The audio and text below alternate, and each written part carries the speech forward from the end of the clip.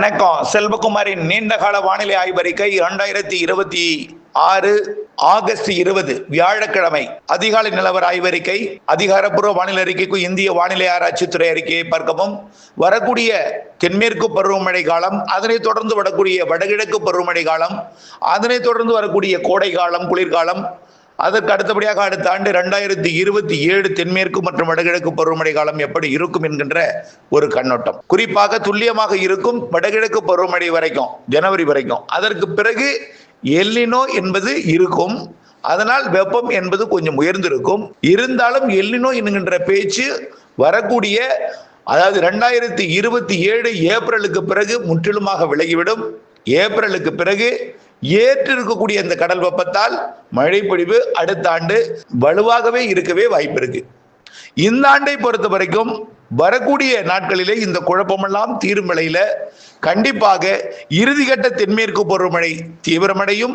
இறுதிக்கட்ட 30-45 நாள் தீவிரமடையும் என்று எதிர்பார்க்கப்படுகிற நிலையில கண்டிப்பாக ஒரு 30 நாள் மிக வலுத்திருக்கும். அதுல உச்சபட்ச 15 நாள் மிக வலுத்திருக்கும் என்பதையும், வரக்கூடிய அக்டோபர் 1 அக்டோபர் 16 தேதி 17 வரைக்கும் இறுதிக்கட்ட தென்மேற்கு பருவமழை கண்டிப்பாக வடகிழக்கு பருவமழை போன்ற ஒரு மழைப்பொழிவை கொடுக்கும் என்பதுல மாற்றம் இல்லை என்பதையும், அதனைத் தொடர்ந்து வரக்கூடிய வடகிழக்கு பருவமழை கண்டிப்பாக சேமிக்கும் அளவிற்கு, தானாகவே சேமிக்கும் அளவிற்கு அதிக மழைப்பொழிவை தரும். நீங்க கொண்டு போய் வாய்க்காலில் கொண்டு போய் தான் சேமிக்கணும் இல்லை.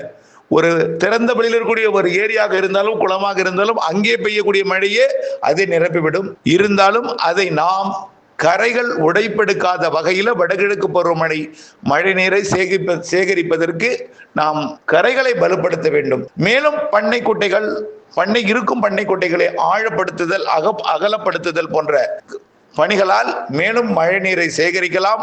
2027 கோடை காலம் சற்று உயர்ந்த வெப்பம் இருந்தாலும் அதை சமாளிக்கும் வகையில, அதாவது அச்சமூட்டும் வகையில ஏதும் இல்லாமல் கொஞ்சம் சமாளிக்கக்கூடிய வகையில தான் வெப்பம் இருக்கும் என்பதையும், தற்பொழுது இருக்கக்கூடிய கடல் வெப்பம், கடல் நீரோட்டம் அனைத்துமே கண்டிப்பாக இறுதிக்கட்ட தென்மேற்கு பருவமழைக்கும் அதனைத் தொடர்ந்து வரக்கூடிய வடகிழக்கு பருவமழை வலுவாக பொழிவதற்குமே சாதகம் இருக்கிறது. எல்னினோ, சூப்பர் எல்னினோ, கசில்லா எல்னினோ போன்றவையெல்லாம் அறிவிக்கப்பட்டிருந்தாலும் ஆசிய பக்கம் வெப்பம் அதிகமாக இருக்கிற காரணத்தினாலே தற்பொழுது ஆசிய பக்கத்தில் இருக்கக்கூடிய ஆசிய நாடுகளாகிய ஜப்பான், தென்கொரியா, வடகொரியா, சீனா போன்ற பகுதிகளுக்கு வலுவாக அடுத்தடுத்த நிகழ்வுகள் வலுவான வெள்ளப்பெருக்கை ஏற்படுத்தும் வகையில, தொடர்ந்து அங்கே வரலாறு காணாத வெள்ளப்பெருக்கு ஏற்படுத்தும் வகையில அடுத்தடுத்த நிகழ்வுகள் பயணித்துக் கொண்டிருக்கிறது.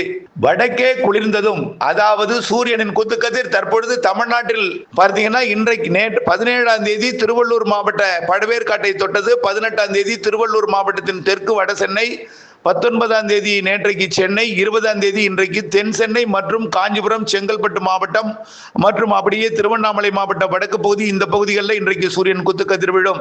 21, 22 என்று 25ஆம் தேதி டெல்டாவிலும், 26, 27 புதுக்கோட்டை, ராமநாதபுரம், 28, 29 மதுரை, விருதுநகர் போன்ற மாவட்டங்கள்லையும், 30, 31 திருநெல்வேலி தென்காசி மாவட்டத்திலையும், 1ஆம் தேதி கன்னியாகுமரி வடக்கிலையும், 2ஆம் தேதி கன்னியாகுமரி தெற்கு பகுதியிலையும் சூரியன் குத்துக்கதிர் விழ, 3ஆம் தேதியிலிருந்து குமரிக்கடலில் விழ தொடங்கி செப்டம்பர் 21ஆம் தேதி நிலநடுக்கோட்டில் விழுந்து பிறகு தெற்கு நோக்கி பயணிக்கும் போது வடக்கே குளிர தொடங்கும் என்பொழுது உயரழுத்தம் வந்துவிடும்.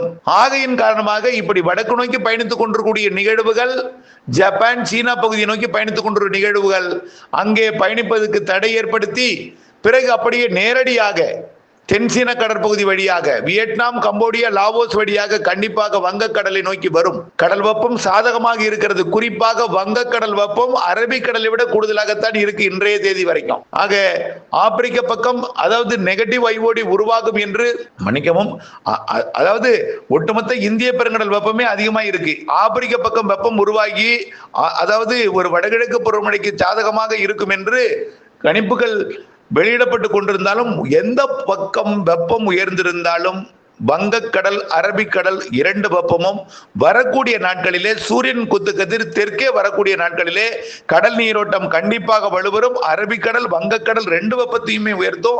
நிலநடுக்கோட்டு பகுதியில், அதாவது நடுநிலை ஐஓடியாக வைப்பதற்கே அதிகமாக சாதகம் இருக்கிறது. ஆகையின் காரணமாக கண்டிப்பாக தென்மேற்கு பருவமழையின் இறுதி கட்டமும் வடகிழக்கு பருவமழையும் நன்றாகவே இருக்கும். அடுத்தடுத்த உயரழுத்தங்கள் வட இந்திய நிலப்பகுதிகளிலும் மேற்கத்திய இடையூறும் குளிர்ந்த காற்றை கொடுத்து, அதாவது நீராவியை நீராக மாற்ற சாதகமில்லாத அமைப்பு தற்பொழுது தென்படுகிற நிலையில நீராவியை நீராக மாற்றும் வகையில உயரழுத்தமும் மற்றும் குளிர்காற்றும் வந்து நீராவியை நீராக மாற்றி கண்டிப்பாக செப்டம்பர், அக்டோபர், அதுலயும் குறிப்பா அக்டோபர் 15 தேதி அதிக மழைப்பொழிவு வடகிழக்கு பருவமழை போலவும், வரக்கூடிய நாட்கள் 23, 24 தேதியிலிருந்து தென் மாவட்டங்கள் மற்றும் தென் மாவட்ட மேற்கு தொடர்ச்சி மலை, குறிப்பாக தென் மாவட்ட மேற்கு தொடர்ச்சி மலை, தெற்கு கேரளாவில் பலத்த தென்மேற்கு பருவமழை இருக்கும் என்பதையும், மாத இறுதி வரை அப்படியே சீராக இருக்கும் என்பதையும், கேரளாவிலையும் மேற்கு தொடர்ச்சி மலையிலையும் சீராக இருக்கும். அதே வேளையில செப்டம்பர் பிறந்ததும், அதாவது ஜப்பான் சீன பகுதிக்கு நோக்கி பயணித்துக் கொண்டிருக்கூடிய நிகழ்வு படிப்படியாக வடக்கு வங்கக்கடற் பகுதிகளுக்கு வர தொடங்கி, பிறகு ஆந்திர பிரதேசம் மற்றும் மத்திய ஆந்திர பிரதேசம், வடக்கு ஆந்திர பிரதேசம் என்றும், அக்டோபர் முதல் 15 நாள், முன் 15 நாள்ல தெற்கு ஆந்திர பிரதேசம் மற்றும் தமிழ்நாட்டை ஒட்டியுள்ள வங்க கடற்பகுதிகள் மற்றும் இலங்கை ஒட்டிய வங்க கடற்பகுதியில அடுத்தடுத்த காற்று சுழற்சிகள் அக்டோபர் முன் வாரத்திலேயே, அதாவது முன்பகுதியிலேயே தென்மேற்கு பருவமழை காலத்திலேயே இலங்கை ஒட்டி அமைந்து நல்ல ஒரு மழைப்பொழிவை அக்டோபரிலேயே தென்மேற்கு பருவமழை நிறைவடைவதற்கு முன்பே வலுத்த மழைப்பொழிவை கொடுக்கும் என்பதில் மாற்றமில்லை. ஆனால் இதையெல்லாம் நீங்கள் கருத்தில் கொண்டு உடனடியாக எதையாவது தெளிப்பு மிதைப்பு பணியை செய்துவிடக் கூடாது. காரணம், தென்மேற்கு பருவமழை ஒதுக்கித்தான் பொழியும். தென்மேற்கு பருவமழை தமிழ்நாட்டிற்குண்டான மழை அல்ல. ஆனால் படிப்படியாக அந்த மழைப்பொழிவோட அளவும் பரப்பும் தீவிரமடையும். அதற்கு பிறகு நீங்கள் மழை நீரை சேகரித்து நீங்கள் அதற்கேற்ற ஒரு விவசாயத்தை செய்ய வேண்டுமே தவிர, நாம் நினைக்கும் பொழுது மழைப்பொழிவு பொழியாது, நாம் நினைக்கும் இடத்துல மழைப்பொழிவு பொழியாது. ஆனால் பொழியும் இடத்துல சேர்த்து பொழியும். ஆக நாம் நினைக்கும் பொழுது பொழியாமல் ஒரு வாரத்தில் பொழிய வேண்டிய, சீராக பொழிய வேண்டிய மழை ஒரே நாளில் சில மணி நேரங்களிலே, நேற்றைக்கு எப்படி நீடாமங்கலத்துல 3/4 மணி நேரத்தில் 63 மில்லிமீட்டர் பொழிந்திருக்கு. அதே போல குறைந்த நேரத்தில் அதிக மழைப்பொழிவை தரக்கூடிய வானிலை தான் வரக்கூடிய இறுதிக்கட்ட தென்மேற்கு பருவமழையும் இருக்கும். வடகிழக்கு பருவமழை சிறு நிகழ்வும் அதிக மழை தரும். அதாவது சிறு நிகழ்வும் அதிக மழை தரும், குறைந்த பரப்பில் அதிக மழை தரும், குறைந்த நேரத்தில் அதிக மழை தரும்.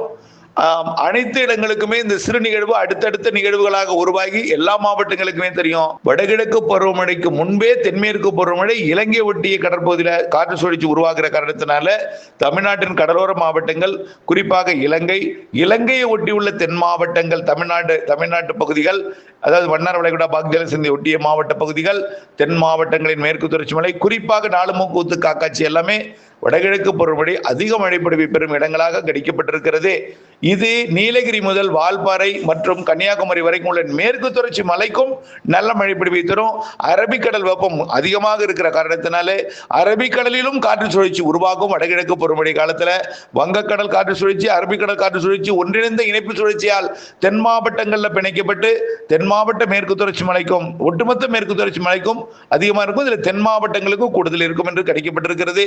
கிருஷ்ணகிரி, தருமபுரி வரைக்கும் கூட சராசரி மழைப்பொழிவு கிடைக்கும். வடகடலோரமும் சராசரிக்கு கூடுதல் மழை, டெல்டா அதை விட கூடுதல், தென் மாவட்டங்கள் அதை விட கூடுதல், இலங்கைக்கு அதை விட கூடுதல் என்றே கணிக்கப்பட்டிருக்கிறது. 2027 ஜனவரி வரைக்கும், இந்த ஜனவரி 10 தேதி வரைக்கும் வடகிழக்கு பருவமழை தொடர்ந்து பிறகு ஒரு சீரான ஒரு மழையை இலங்கைக்கு கொடுத்து கொண்டே இருக்கும். ஜனவரியிலையும் இலங்கைக்கு மழை தொடரும். ஆனால் தமிழ்நாட்டிற்கு ஜனவரியில பெரிதா மழை தெரியல. ஆனால் பிப்ரவரி, மார்ச், ஏப்ரல் வெயில் அதிகமாக இருக்கும். கண்டிப்பா அந்த மழை, அதுக்கு மட்டும்தான் நாம கொஞ்சம் அச்சப்படும்படியா கொஞ்சம் முன்னெச்சரிக்கை எடுக்க வேண்டிய அச்சமெல்லாம் இல்லை.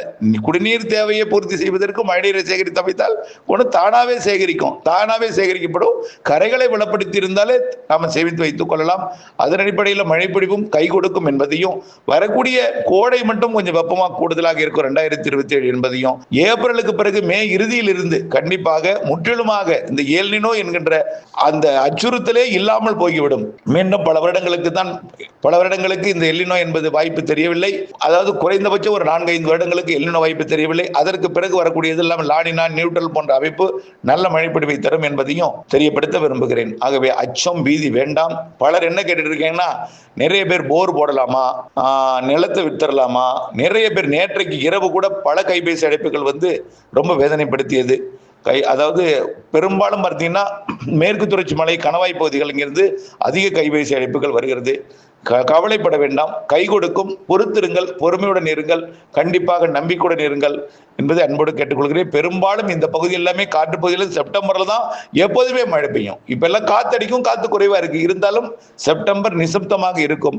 அந்த நேரத்தில் இப்ப சூரியன் குத்துக்கதிர் தெற்கே போனதும் தெற்கே வரும் பொழுதும் நம் வழியாக பயணித்துக் கொண்டிருக்கும் பொழுதும் மழைப்பொழிவுகள் இருக்கிறது என்பதையும், முற்றிலுமாக நெடுக்கோட்டு பகுதிக்கு நகர்ந்த பிறகு நல்ல மழை காத்திருக்கிறது என்பதையும் தெரியப்படுத்த விரும்புகிறேன். நன்றி.